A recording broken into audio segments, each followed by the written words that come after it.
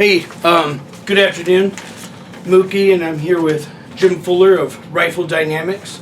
I've known Jim for about as long as he's been in business with this company, and he built me an AK. It was the best AK I've ever touched it. And, dude, nothing comes close to it. I know you used it as the logo, man. It was a beautiful gun. On our first T-shirts, yeah. It was a beautiful gun.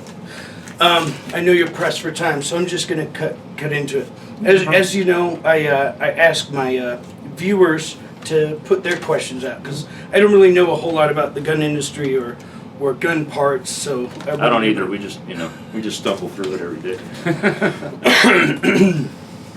All right. This is from Dai Min An. Quote, with the recent trend of bullpups, what is his opinions on bullpups? And is an AK receiver a bullpup? To clarify, good luck with that. A bullpup based on the AK receiver that will also take AK parts and mags. Well, I'll be straight up on the fact that I'm not a big fan of bullpups. A lot of people know that. I don't like them either. Yeah, I mean the Styrog was kind of cool. I played around with one of those. They're cool, but if it's a tool, it's a poor tool. Yeah, and maybe it's just because I'm kind of set in my ways, But I just don't see the need. Most of them I've seen have horrible triggers, and it's usually some kind of transfer bar mechanism that's just terrible, and I don't know. As an operator, there's so much reciprocating inside the gun. It's indeed. It might be a decent machine, but it's a terrible rifle. The next question is from Chip Beefman. And by the way, if you're using a fake name on the internet to come to my site and ask questions, I'm going to give you guys about a month to come out with your real names and just be like a normal person, because I'm not going to allow you to do any, argument by proxy and, how those shitheads are fucking internet. I've used my real name since day one. So Chip Beefman here wants to know what your thoughts are on the Russians setting up a plant in the United States. I'm excited about it. Are you really? Yeah, I am. One thing, they circumvented Obama's executive order. Good for them. Yeah, good for them. Because that's, can't regulate capitalism like that, Odd that the Russians have to come teach us that. Yeah, it's sad, isn't it? They're more capitalistic than we are these days, No, I welcome it really because the Russian, other than the Saigas and stuff, which I imagine is the product line is, from what I've seen at the SHOT Show, is probably going to be pretty much what a Saiga was, which is a nice gun to have on the market.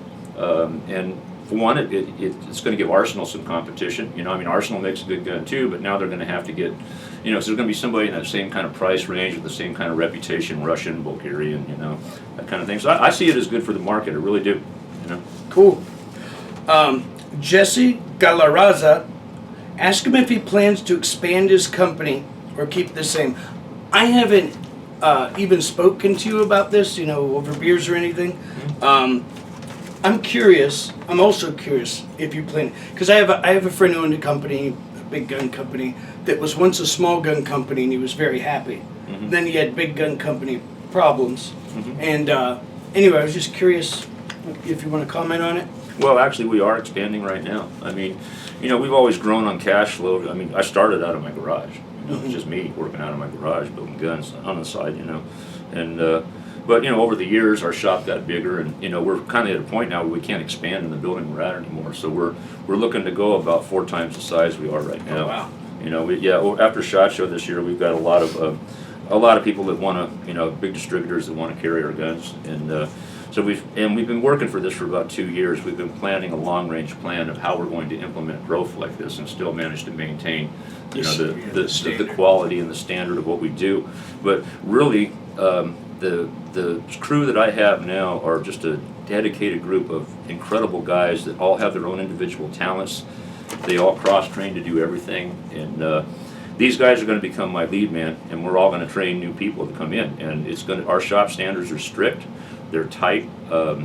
We know this gun probably better than most there is in this country. We want to keep that quality. Basically, we're going to set the spec for this gun. You're the foremost AK dude, period, end of story. When I was working a job where money was no object, you get the guy to build your gun properly, it was you.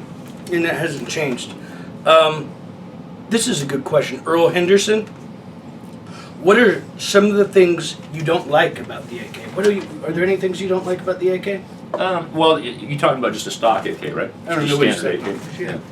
Well, if you look at the standard AK, I mean, I've always thought that the sights were, limited. I mean, we started modifying that very early on. The safety always needs a little bit of work, sharp edges, but that's all stuff that can be taken care of. I mean, for the most part, it's just a really good gun designed to do what it was designed to do, and it does it well. It's kind of hard to say what you don't like about it. I mean, it's a hard gun to suppress, which we've worked on lately, but it's and hard gun to put aftermarket stuff on, like fancy rails and things like that. But again, that's Western thought too.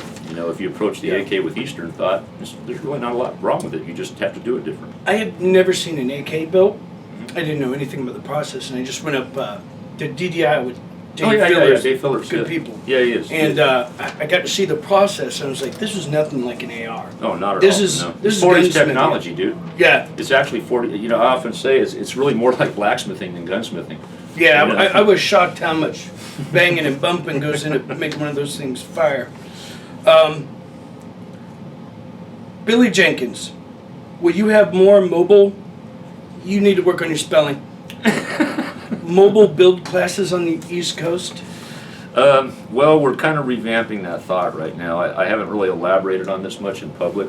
Okay. But basically, last year we did quite a few build classes on the road, but ATF in their wisdom has decided that can no longer be done. Traveling around and teaching people how to assemble AKs. They feel that our license doesn't really allow that after they thought it did when I told them what we were going to do. But I don't want to get into that. Right. That's industry bullshit that I don't really like to talk about publicly. But unfortunately, we can't do them as we've been doing them. We're looking at ways that we can do like an extremely advanced armorer's class that will qualify within ATF regs to be able to do this on the road still. Because we'd like to, it's an expensive class, the build class, and then for people to add on the transport and the hotel and the time off work to come to us, Well, it's also it makes expensive it unaffordable for you. most. Yeah.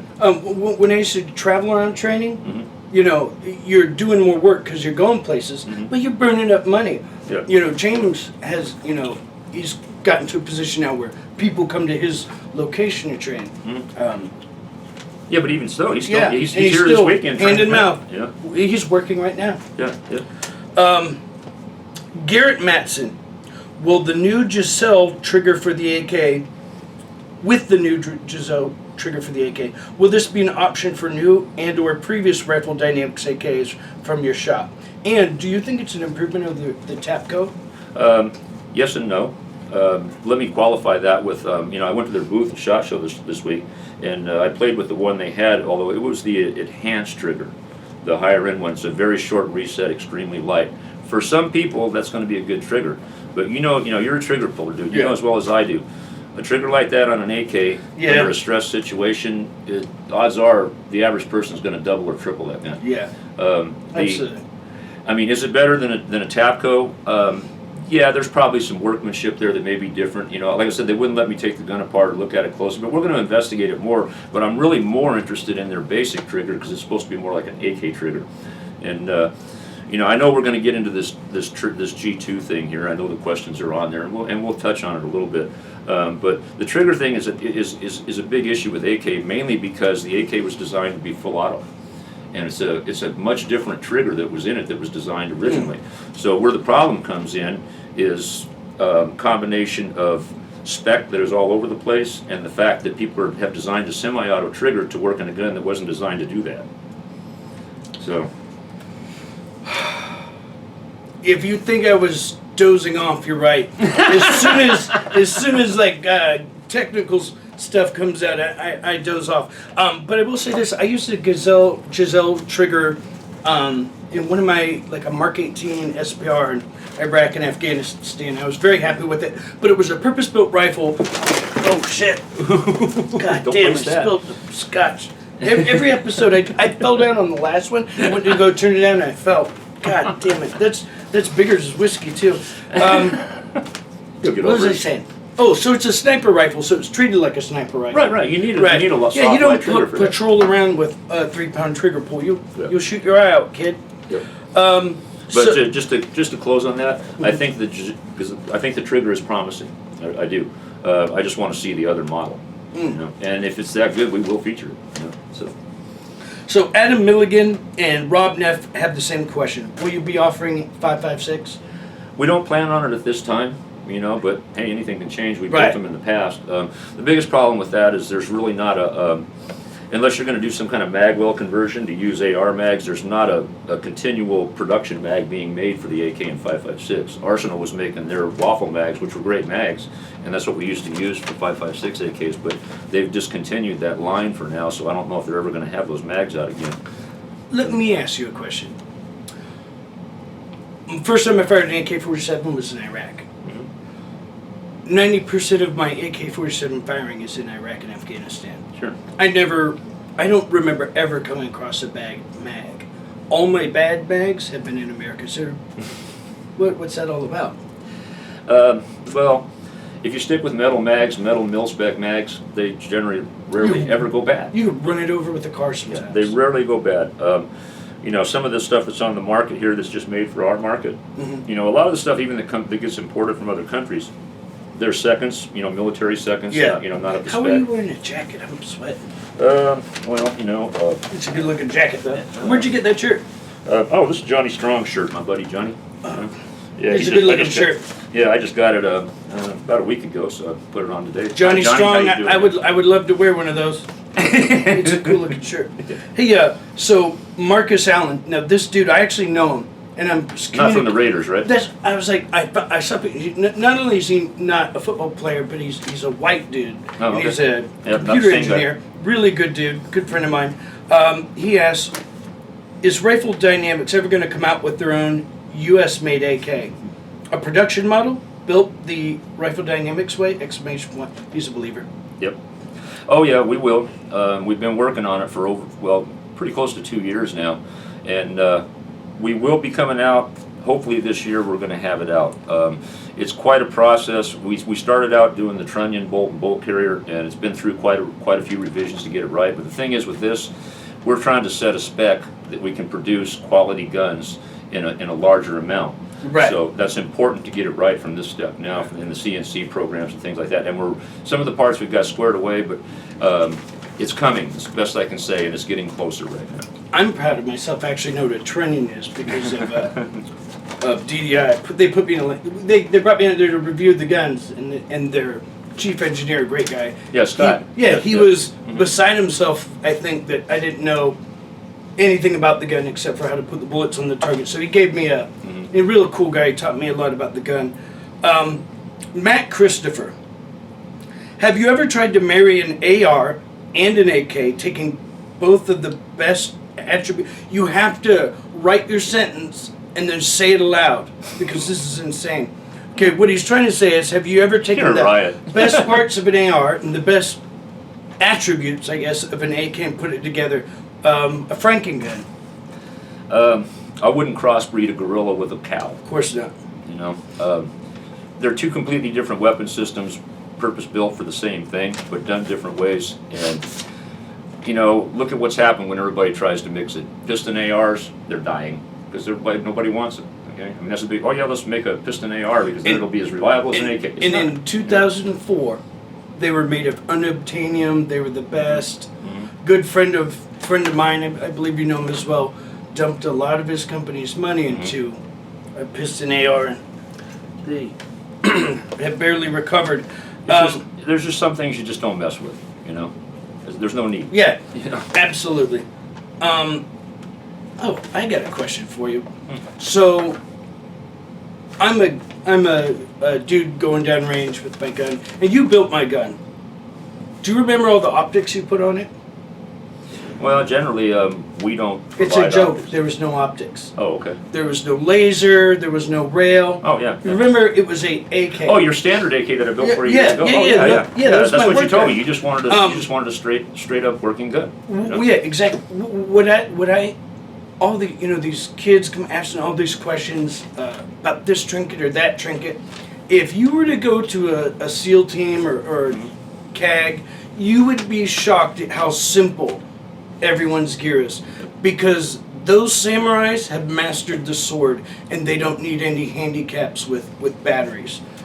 Not to say they're not using technology, but you would just be shocked at how little real estate on their rifles taken up by electronics. You need to be a rifleman before anything. All the gadgets in the world will not make you a rifleman. Absolutely. I made a post on my Facebook page. I lost my knife like 3 years ago. It was an expensive knife, and I'm not going to replace it with a piece. I saw you got a nice one recently. Yeah, Ernie Emerson and King Tierney hooked me up. I mean, it's a very expensive knife, and it means a lot to me. But I in my post, I said that I'd lost a knife, and I'd been looking for one, and this dude basically yells at me and goes, I would feel naked. How could you go out without a knife to protect your family? And then he admits that he's never trained.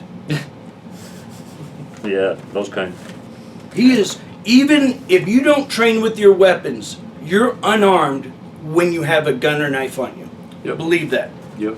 Odds are the bad guy will end up with. Yeah, that knife's just going to be buried into your pelvis. Yep. Jesse Swan, this is rhetorical. What would you do to Michael Moore if you could have 10 minutes alone with him? The tools are pliers, a plunger, and a lead pipe. And I got better tools than that.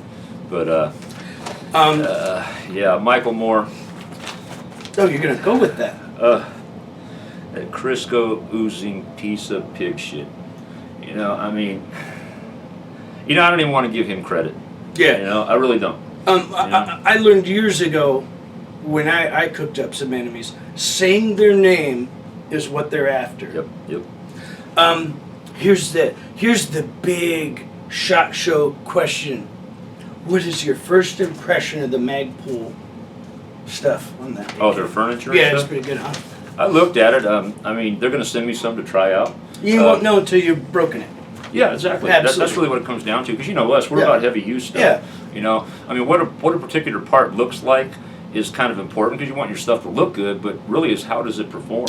Well, they're not. Yeah, they don't go past the sexy part. Mm-hmm. And then you have these so-called reviewers, these guys who they get it in the mail, and the next day they're blogging about it. Yeah. They've not done anything with it. No, I mean you got to spend a lot of time with that gun to do everything. I mean, if you're trying to test it properly for a heavy use gun, you got to put a lot of rounds through it. You got to beat it to death. I mean, the first thing I'll do is put a mag in the gun, take and slam it into a door frame. Because how many times have you done that? Yeah, the rifle is a tool. Yeah, exactly. Not that anyone asked my opinion. It's sharp looking. I do like that it's long. Anyone who's carried an AK has burnt the shit out of themselves on the AK. And that handguard is sharp. But Magpul Industries, or whatever it's called now, what they do every year is they pull an apple. They pull an apple? Like Apple, the company Apple. They dangle this thing. Do you remember when they had the Masada rifle that was, super sexy, died in the pan? And they're a great company, but they have mastered the release and making things sexy enough to where people don't even pay attention to anything else. Their marketing is genius. Yeah. And Drake, I know Drake over there is a really good dude. Certainly wasn't being disparaging about Magpul in any way. Jeff Sizemore wants to know your thoughts on all the new U.S.-made AKs coming out. Well, when they say all the U.S., I mean, I think Century is really the only one that has, and like I said, I haven't seen the new one. I don't know how. I've heard stories that it's really actually made off seas and then it's milled to 80% and they finish it here. I don't know that stuff. It's just stuff going around the internet that you see posted around. I don't know, but I welcome it. I'm trying to pioneer that myself. I mean, we've been working for 2 years to finally get an American spec on the AK. That's what I really want to do. I hate Keep talking. I got to make sure this is running. Yeah. Sorry. Yeah, no problem. I hate trying to build guns from parts from different countries. There's so much fitting. I mean, it can be done fine, but there's so much fitting and messing around involved to get it right. Whereas if we can establish everything to an American standard, it may not be exactly Russian, but that don't mean it's bad. I mean, we built good stuff before. Yeah. Right. Right. Do you own Jordan Kerr wants to know if you own a Mac 90. I do. What is a Mac 90? A Mac 90 was the Chinese imported AK post 1990. At 89 when Daddy Bush did the assault weapon ban. they came out with the Mac 90, which was a thumb hole stock. Oh, they, yeah, they big ground wooden- up. looks like a big broom. wooden thumb hole stock. Yeah. Yeah, they're rude and terrible. But still a good Chinese AK underneath it. And for the record, in my opinion, the Chinese AK, and I've said this many times, and I stand behind it today, is probably the best made AK ever imported from another country here. They are just, and they were reverse engineered from the Russians because the Russians didn't want them to give it to them. You know, but they did a good job on that. They were, those AKs that came in back in the day were very high quality. If you can pick one up today, it's a good gun for your money. Roy Rhodes wants to know, milled or stamped? I think he wants to know your Two personal. different things. You know, I like a milled gun, but you know, I'm a person. Most of my use with an AK is training. You know, I'll take them with me when I'm out in the mountains hiking and stuff. Therefore, I want the lightweight stamp receiver. That's just what I like. But for a nice classic, I mean, I just built that. You saw that. I think you saw my 52 I just built. Yes. That's a true AK-47. That's you a know. sexy beast. And it was Hey, a- by the way, thanks for the party. Oh yeah, you're You welcome. man. threw Glad a you great could make it. party. It was the only party that happened at SHOT Show. Well, that's not true. The Danger Zone party was great. A little too much testosterone there for me. You had a big barbecue, quiet. You invited the right people. No one was in a suit. No one was. Yeah, it was nice. We like to keep it casual and fun. You know? This Robert Vaughter wants to know, how are you balancing fast, good, cheap as his business has grown? I'm going to go ahead and answer that, not for him, but as someone who knows about his gun. Like, I run into students who don't even know that I know anybody, and they've got a Rifle Dynamics gun. I know that there is no balance. He puts out the best quality gun that he can. I have tried to break them relentlessly.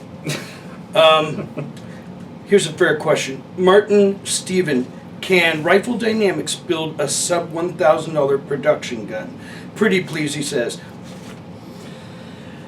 In my opinion, and I'm going to be perfectly honest, if it costs less than that, there's not enough done to the gun. It's just that simple. Our guns cost what they cost because we do so much stuff that most people don't even know needs to be done, and we're not going to cut quality just for the sake of price. We just don't. That, you know, we have our demographic, and you know, we try to keep stuff. I mean, we came out with our 03 model just to get rid of price it. You know, it's like at 1850 instead of 22.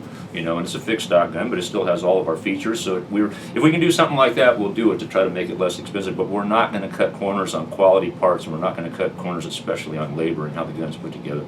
It's just not what we do. You know.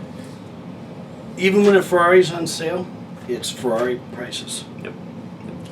Corey Essen wants to know what your preferred AK setup is. Wait till he hears. What widgets, gadgets, and gizmo? Also, your preferred AK setup for fighting.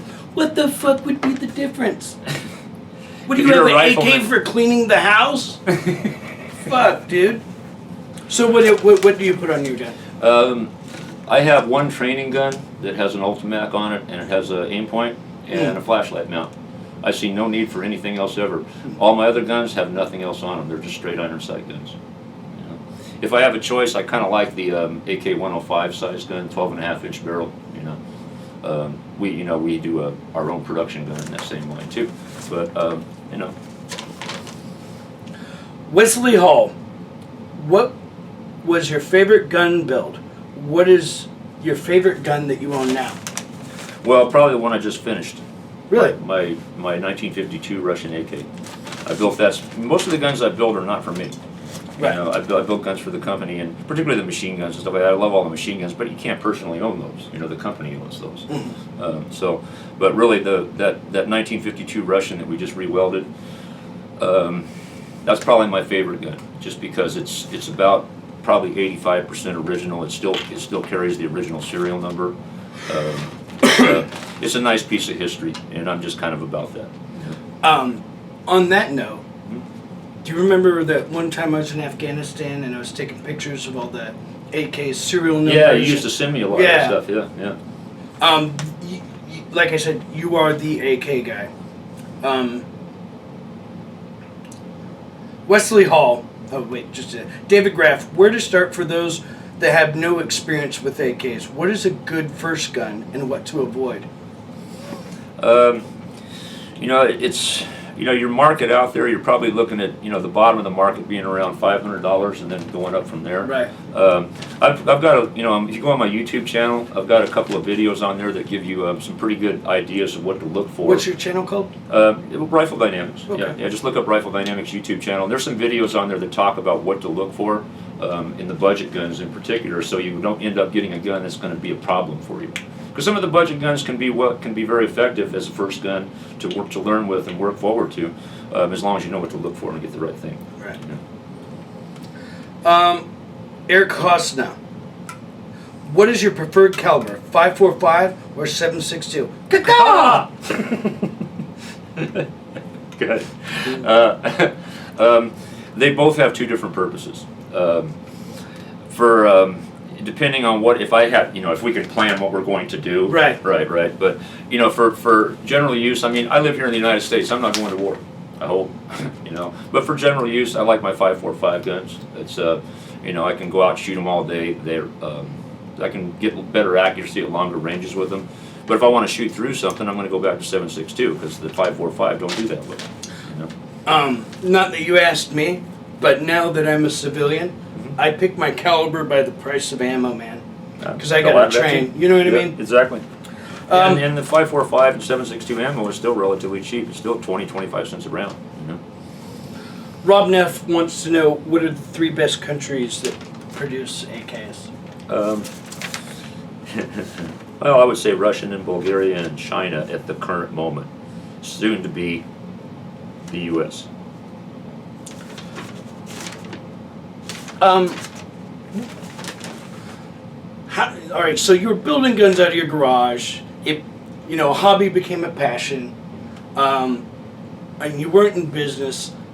Is there someone who, was doing it right that you saw, or who inspired you to have this standard? Well, I didn't do this all my life. I was an electrician when I was raising my family. I did this on the side, gunsmithing, training, teaching, working in ranges, this and that. Always did it on the side. And my wife and I, we ultimately planned to open a small gun business of some type when the kids were grown and gone. Well, they're grown and gone. And we started working on this a long time ago. And it was intended to just be kind of like a little mom and pop gun shop. Well, that changed pretty quick. But as we realized that things were actually becoming more than it was, I'm looking around. It's like, well, what do we want to be? And what really stood out to me at the time was John Noveski. Noveski was a guy who approached the M4 with the idea of doing new and innovative things that made it a better fighting rifle. Absolutely. And I could see the difference there of what he was trying to do. He wasn't trying to be the sexiest or the coolest or this or that. He was making a good quality fighting rifle that you could count your life on.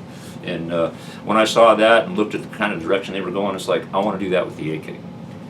And that's really the inspiration right there. He was a loss, man. He was, and I'm really sorry. I was really hoping for the chance to beat him, and it broke my heart when I heard about his accident. And till Valhalla, brother.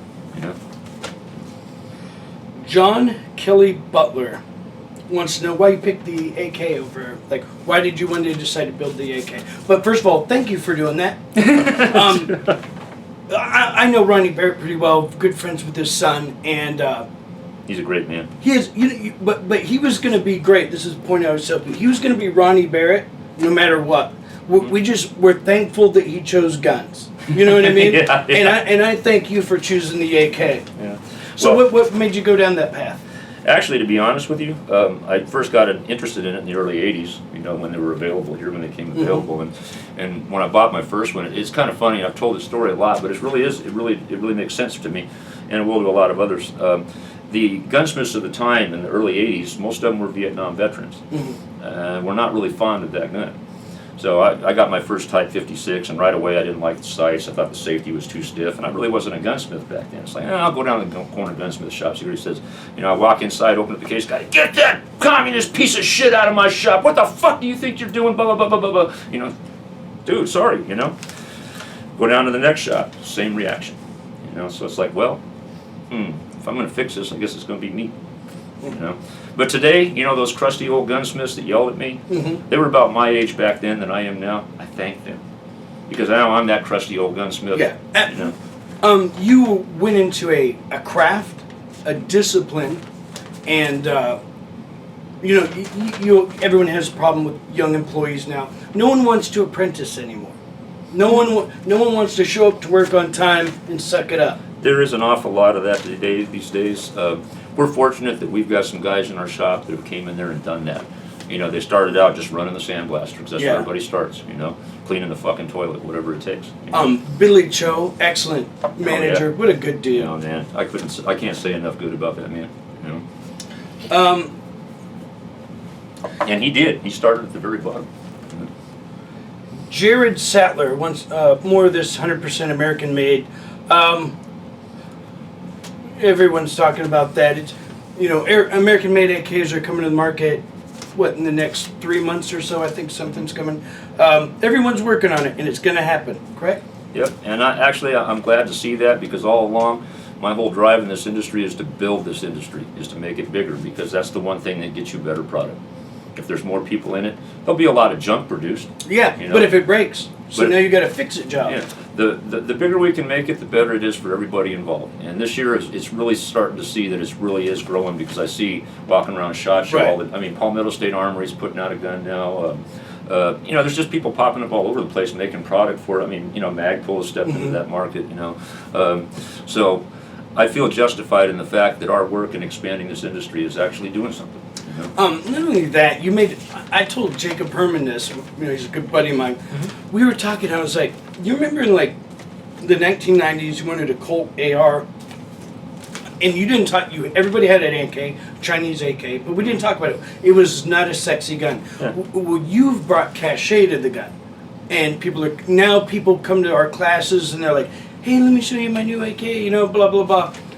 So you guys have a cachet, man. Well, whatever. I don't. Me. I don't like to get caught up in this stuff. Someone wants to know Bulgarian versus Russian. Which you like better, Bulgarian or Russian? Let me say that from a regional standpoint. Here in America, I have learned because the only thing we have available for Russian guns is Saegas. They don't make good machine guns. They're not machine gun rated. I can buy Bulgarian parts and build awesome machine guns out of them. And that's just a personal difference I've noticed. When it comes to the semi-auto market, I wouldn't say one's better than the other.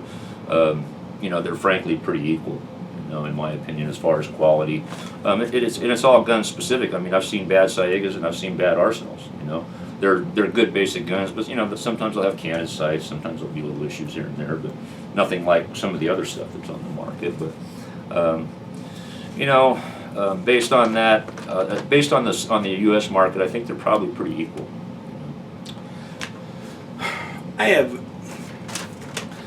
We were just talking about this when we were setting out. Obviously, we know most everyone in the industry, and with the illusion that people have is that making guns, you're a billionaire. Selling a gun for $2,000, he's taking home it's just not true. It's a blue collar. I don't care how many guns you're selling. It's a blue collar job.